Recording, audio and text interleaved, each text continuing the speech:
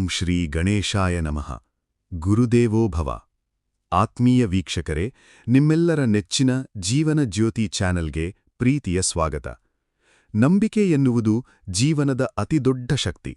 ಆ ನಂಬಿಕೆಯ ಬೆಳಕಿನಲ್ಲಿ ನಿಮ್ಮ ಭವಿಷ್ಯವನ್ನು ಉಜ್ವಲಗೊಳಿಸುವ ಪುಟ್ಟ ಪ್ರಯತ್ನವೇ ನಮ್ಮ ಈ ಜೀವನ ಜ್ಯೋತಿ. ವೀಕ್ಷಕರೇ, ಪ್ರತಿಯೊಬ್ಬ ಮನುಷ್ಯನ ಜೀವನದಲ್ಲೂ ಕಷ್ಟ ಸುಖಗಳು ನಾಣ್ಯದ ಎರಡು ಮುಖಗಳಿದ್ದಂತೆ. ಆದರೆ ಬರುವ ಕಷ್ಟಗಳನ್ನು ಎದುರಿಸಲು ಮುನ್ನೆಚ್ಚರಿಕೆ ಹಾಗೂ ಪರಿಹಾರಗಳನ್ನು ತಿಳಿದುಕೊಂಡರೆ ಜೀವನ ಸುಗಮವಾಗುತ್ತದೆ. ಇಂದಿನ ವಿಶೇಷ ಸಂಚಿಕೆಯಲ್ಲಿ ನಾವು ಮೇ 2026ರ ಸಿಂಹರಾಶಿಯವರ ಸಂಪೂರ್ಣ ಭವಿಷ್ಯವನ್ನು, ಗೋಚಾರ ಫಲಗಳನ್ನು ಹಾಗೂ ನಿಮ್ಮ ದೈನಂದಿನ ಜೀವನದಲ್ಲಿ ಮನೆಯಲ್ಲೇ ಸುಲಭವಾಗಿ ಸಿಗುವ ವಸ್ತುಗಳನ್ನು ಬಳಸಿ ಮಾಡಬಹುದಾದ ಅತ್ಯಂತ ಪರಿಣಾಮಕಾರಿ ಸಾಂಪ್ರದಾಯಿಕ ಪರಿಹಾರಗಳನ್ನು ಎಳೆಯಾಗಿ ಬಿಡಿಸಿಡಲಿದ್ದೇವೆ. ಮೊದಲ ಬಾರಿಗೆ ನಮ್ಮ ಜೀವನ ಜ್ಯೋತಿ ಚಾನಲ್ ಅನ್ನು ಭೇಟಿ ಮಾಡಿರುವವರು ದಯವಿಟ್ಟು ಸಬ್ಸ್ಕ್ರೈಬ್ ಮಾಡಿಕೊಳ್ಳಿ ಮತ್ತು ಪಕ್ಕದಲ್ಲೇ ಇರುವ ಬೆಲ್ ಐಕಾನ್ ಒತ್ತಿ ನಮ್ಮ ಭಕ್ತಿ ಹಾಗೂ ಜ್ಯೋತಿಷ್ಯದ ಪಯಣದಲ್ಲಿ ನೀವು ಭಾಗಿಯಾಗಿ. ಸಿಂಹರಾಶಿ ಅಗ್ನಿತತ್ವದ ರಾಶಿ. ಇದರ ಅಧಿಪತಿ ಸಾಕ್ಷಾತ್ ಸೂರ್ಯದೇವ. ಸಿಂಹರಾಶಿಯವರು ಹುಟ್ಟು ನಾಯಕರು, ಆತ್ಮವಿಶ್ವಾಸದಿಂದ ತುಂಬಿರುವವರು.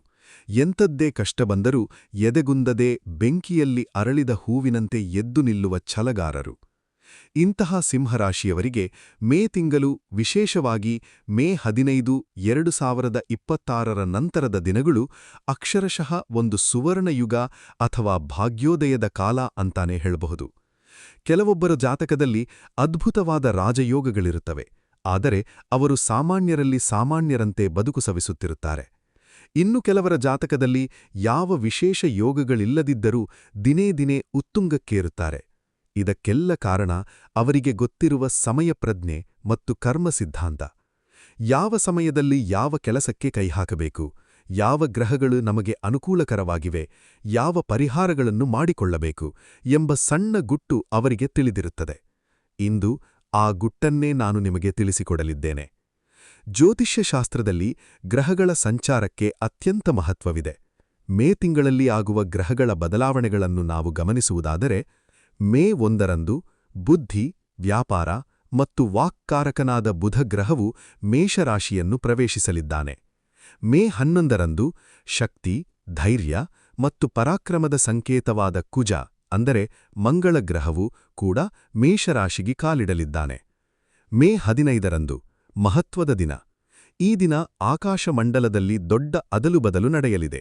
ಸೌಂದರ್ಯ, ಐಷಾರಾಮ ಮತ್ತು ಹಣದ ಕಾರಕನಾದ ಶುಕ್ರನು ಮಿಥುನ ರಾಶಿಗೆ ಹೋಗಲಿದ್ದಾನೆ. ಅದೇ ದಿನ ಬುಧನು ವೃಷಭರಾಶಿಗೆ ಮತ್ತು ಗ್ರಹಗಳ ರಾಜನಾದ ಸೂರ್ಯದೇವನು ಕೂಡ ವೃಷಭರಾಶಿಗೆ ಪ್ರವೇಶ ಮಾಡಲಿದ್ದಾನೆ.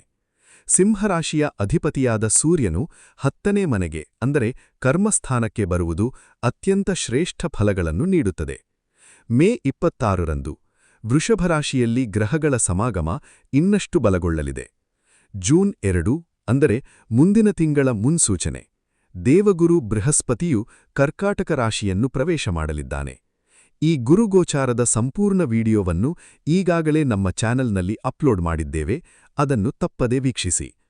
ಈ ಮೇ 15ರ ನಂತರ ಸಿಂಹರಾಶಿಯ 9ನೇ ಮನೆಯಲ್ಲಿ ಭಾಗ್ಯಸ್ಥಾನದಲ್ಲಿ ಲಗ್ನಾಧಿಪತಿ ಸೂರ್ಯ ಮತ್ತು ಧನಾಧಿಪತಿ ಬುಧನ ಅದ್ಭುತವಾದ ಬುಧ ಆದಿತ್ಯ ಯೋಗ ನಿರ್ಮಾಣವಾಗಲಿದೆ.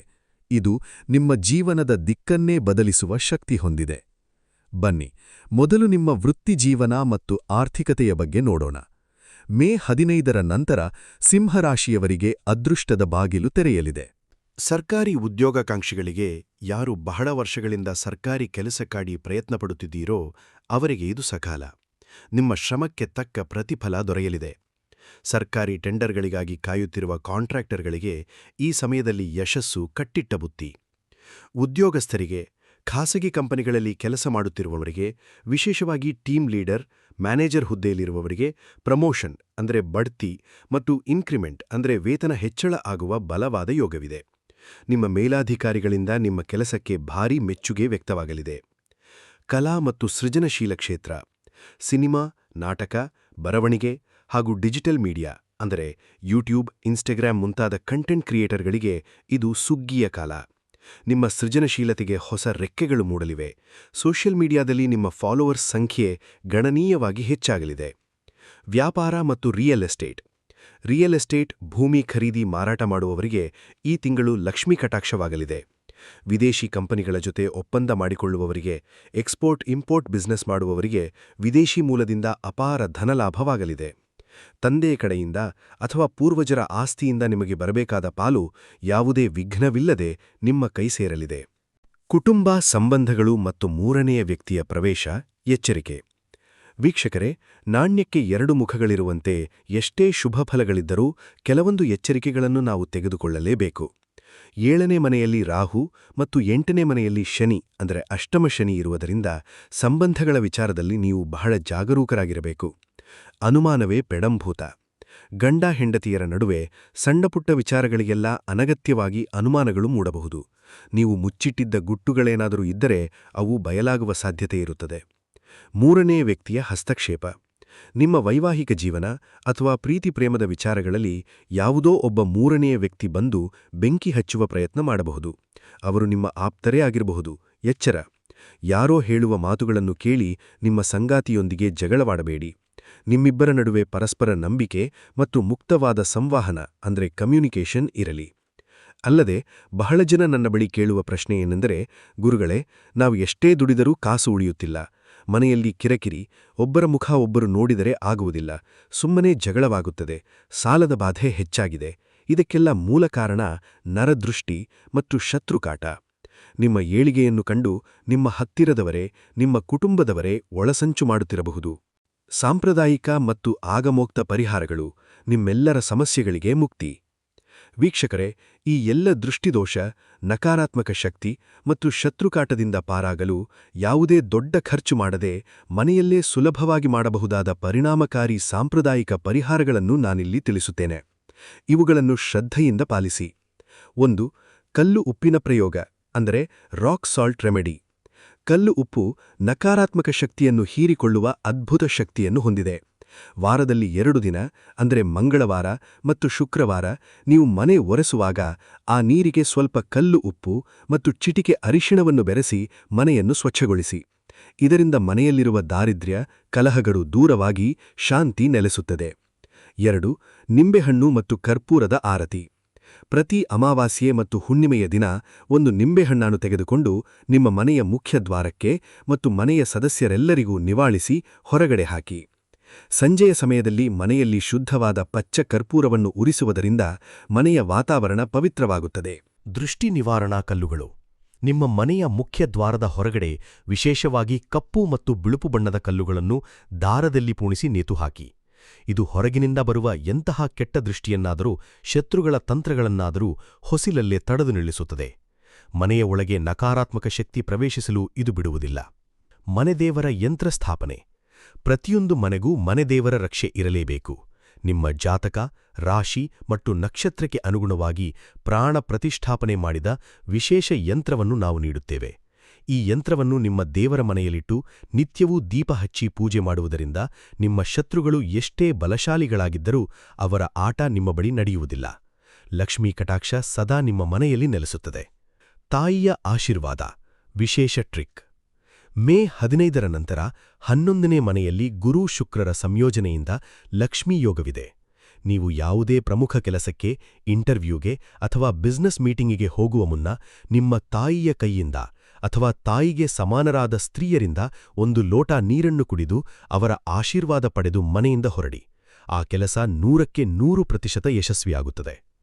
ಇನ್ನು ಸಿಂಹರಾಶಿಯವರ ಆರೋಗ್ಯದ ವಿಚಾರಕ್ಕೆ ಬಂದರೆ, ಅಷ್ಟಮ ಶನಿಯ ಪ್ರಭಾವದಿಂದಾಗಿ ದೇಹದಲ್ಲಿ ಆಯಾಸ, ಮಂಡಿ ನೋವು, ಕೀಲು ನೋವು, ಜಾಯಿಂಟ್ ಪೇನ್ಸ್ ಅಥವಾ ಪಾದಗಳಿಗೆ ಸಂಬಂಧಿಸಿದ ಸಮಸ್ಯೆಗಳು ಕಾಣಬಹುದು.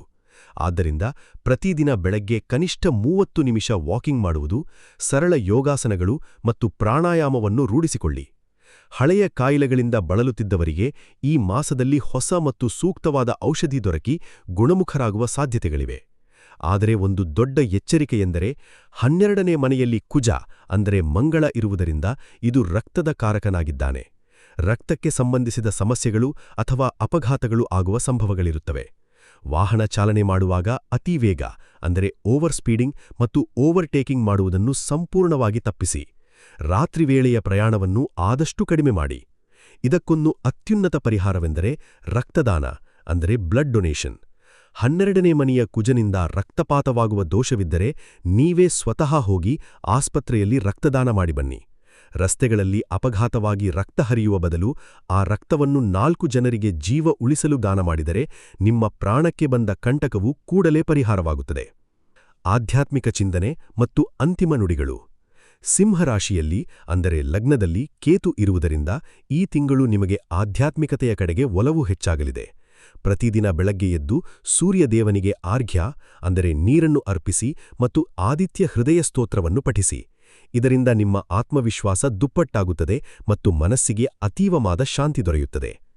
ಧ್ಯಾನ ಮಾಡುವುದರಿಂದ ಕೇತುವಿನ ನಕಾರಾತ್ಮಕ ಪ್ರಭಾವಗಳು ಕಡಿಮೆಯಾಗುತ್ತವೆ. ಬಿಡುವಿದ್ದಾಗ ಹತ್ತಿರದ ಶಿವನ ದೇವಸ್ಥಾನಕ್ಕೆ ಭೇಟಿ ನೀಡಿ ಬಿಲ್ವಪತ್ರೆಯಿಂದ ಶಿವನಿಗೆ ಪೂಜೆ ಸಲ್ಲಿಸಿ. ಸಂತಾನ ಅಪೇಕ್ಷೆಯಿರುವ ದಾಂಪತ್ಯಗಳಿಗೆ ಈ ತಿಂಗಳು ಸಂತಸದ ಸುದ್ದಿ ಕೇಳಿಬರಲಿದೆ. ಒಟ್ಟಾರೆಯಾಗಿ ಹೇಳಬೇಕೆಂದರೆ ಸಿಂಹರಾಶಿಯವರಿಗೆ ಈ ಮೇ ತಿಂಗಳು ಸಣ್ಣಪುಟ್ಟ ಎಚ್ಚರಿಕೆಗಳನ್ನು ತೆಗೆದುಕೊಂಡರೆ ಜೀವನದಲ್ಲಿ ಒಂದು ಹೊಸ ಮೈಲಿಗಲ್ಲನ್ನು ಸ್ಥಾಪಿಸಲು ಹೇಳಿ ಮಾಡಿಸಿದ ಸಮಯವಾಗಿದೆ. ನಿಮ್ಮ ಗುರಿಯತ್ತ ನಿಮ್ಮ ಗಮನವಿರಲಿ. ಶ್ರಮಕ್ಕೆ ದೇವರ ಆಶೀರ್ವಾದ ಖಂಡಿತ ಸಿಗುತ್ತದೆ. ವೀಕ್ಷಕರೇ, ಈ ಮಾಹಿತಿ ನಿಮಗೆ ಉಪಯುಕ್ತವೆನಿಸಿದರೆ ವಿಡಿಯೋವನ್ನು ಲೈಕ್ ಮಾಡಿ ಮತ್ತು ನಿಮ್ಮ ಸ್ನೇಹಿತರು ಸಂಬಂಧಿಕರೊಂದಿಗೆ ಶೇರ್ ಮಾಡಿ. ದೈನಿಕ ರಾಶಿ ಭವಿಷ್ಯ, ಸಾಂಪ್ರದಾಯಿಕ ಪರಿಹಾರಗಳು ಮತ್ತು ಜ್ಯೋತಿಷ್ಯದ ನಿಖರ ಮಾಹಿತಿಗಾಗಿ ನಮ್ಮ ಜೀವನ ಜ್ಯೋತಿ ಚಾನೆಲ್ ಅನ್ನು ಸಬ್ಸ್ಕ್ರೈಬ್ ಮಾಡಿಕೊಳ್ಳಲು ಮರೆಯಬೇಡಿ. ನಿಮ್ಮ ಯಾವುದೇ ಸಮಸ್ಯೆಗಳಿದ್ದರೆ ಕಮೆಂಟ್ ಬಾಕ್ಸ್ನಲ್ಲಿ ತಿಳಿಸಿ. ಎಲ್ಲರಿಗೂ ಒಳ್ಳೆಯದಾಗಲಿ. ಸರ್ವೇ ಜನಾಃ ಸುಖಿನೋ ಭವಂತು. ನಮಸ್ಕಾರ.